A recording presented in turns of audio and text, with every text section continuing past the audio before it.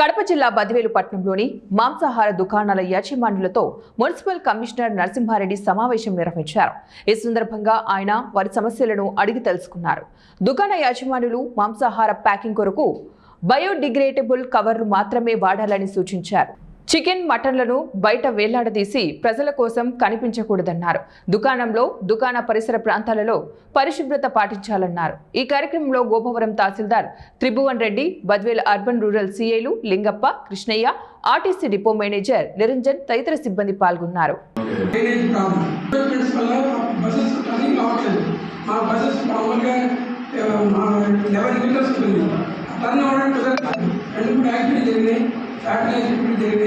పైగా ఎక్కువ విమర్శలు ప్రజల నుంచి మేము ఎదుర్కోవాల్సి వస్తుంది ఆ ఎంకరేజ్మెంట్ వల్ల. కాబట్టి పైగా మేము పోలీస్ స్టాఫ్ చెప్తున్నాము, వారి కంట్రోల్ చేస్తున్నాము. అయినా కూడా ఒక లిమిట్ వరకు కంట్రోల్ చేయాలి, కానీ పూర్తిగా కంట్రోల్ చేయగలుగుతున్నాము. ఆటో బికాస్ ఆఫ్ ఆ షాప్స్ ఎంకరేజ్మెంట్ వల్లనే బస్సెస్ ఇన్గేట్ కానివ్వండి, అవుట్ గేట్ కానివ్వండి చాలా ఇబ్బంది అవుతుంది. బస్సు పని చేసుకోవడం కానివ్వండి, ప్రజలకు హాస్పిటల్ బాగుపడతాయి, అంతే, అంతకంటే ఏం లేదు. ఈ దోమలు వీటి వల్ల జ్వరాలు అన్నీ వచ్చి దీన్ని కొంచెం క్లీన్గా ఉంచాలి. దేశమంతా క్లీన్ క్లీన్ క్లీన్ అని నరేంద్ర మోడీ గారు అంటూనే ఉన్నారు, ర్యాంకింగ్ ఇస్తున్నారు, స్వచ్ఛత ర్యాంకింగ్ అని.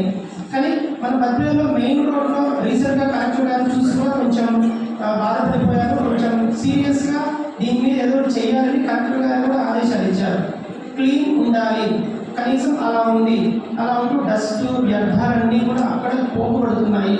వాటిని ఏదైనా చేసి కాస్త మీకు ఇబ్బంది పడకూడదు, అలాగని బద్వేలు బాగుండాలి, మీ ఉపాధి పోకుండా ఉండాలనే ఉద్దేశంతో కలెక్టర్ గారు కొన్ని ఇన్స్ట్రక్షన్స్ ఆర్డీఓ గారికి కొన్ని ఇచ్చారు. చాలా సంవత్సరాల నుంచి దాదాపు 15 నుంచి వీళ్ళు ఇబ్బంది పడుతున్నారు. సో పబ్లిక్ కూడా ఇబ్బంది పడుతున్నారు. ఎందుకంటే బస్ స్టాండ్ ఏరియా కాబట్టి బస్సెస్ మూవ్మెంట్ ఉంటుంది. దాంట్లో ఇది సిద్ధవట్ రోడ్ కాబట్టి చాలా బస్సులు, టూ వీలర్స్, ఈవినింగ్ అయితే మరీ చాలా మంది డైలీ చూస్తున్నాం.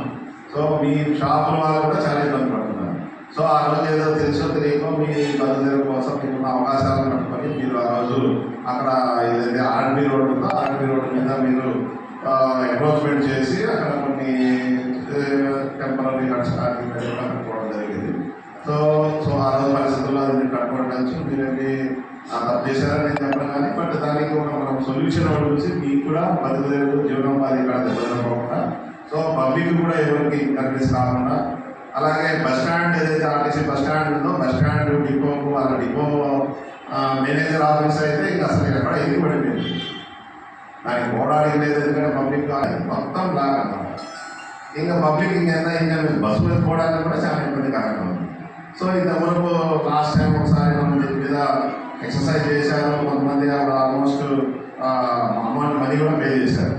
సో ఏదైతే 50% ఉందో ఆ మనీ కూడా పే చేయడం జరిగింది. ఆ మనీ కూడా ఇంకా మనకు రాజంపేట ఆడియో చలనాన్ని చూపించండి సార్. దాని తర్వాత ఒక్క సిట్టింగ్ కాకుండా 10 సిట్టింగ్లు కూర్చుంటాం సార్.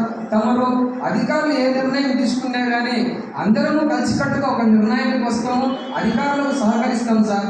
ముందు మాకు మేజర్ ఇష్యూ ఉండేది ఆ డ్రైనేజీలో ఉన్నది పని చేయండి సార్. దాని తర్వాత నాకు తెలిసిన విషయం సార్, దాని తర్వాత మీరు రివ్యూ మీటింగ్ పెట్టించి చేసినా కానీ తమని అధికారులు సార్ అంటే అది పని జరిగే జరుగుతుంది.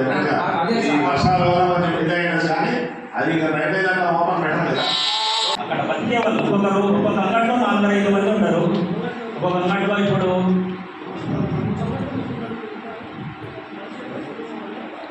ఇక్కడ ఉన్నారు సార్.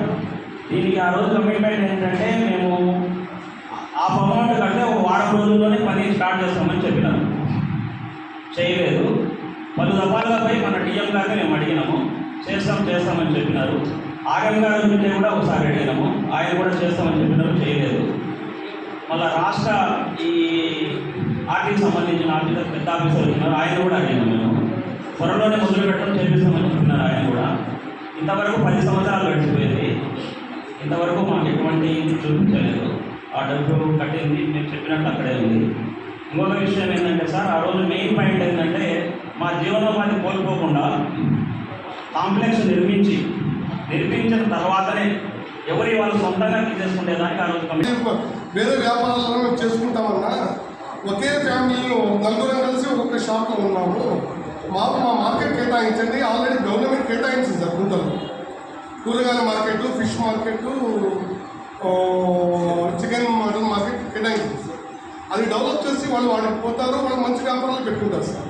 అందుకు ఇంతకుముందు మనం పేమెంట్స్ పెట్టిన వాళ్ళందరికీ రూములు ఇవ్వాలి.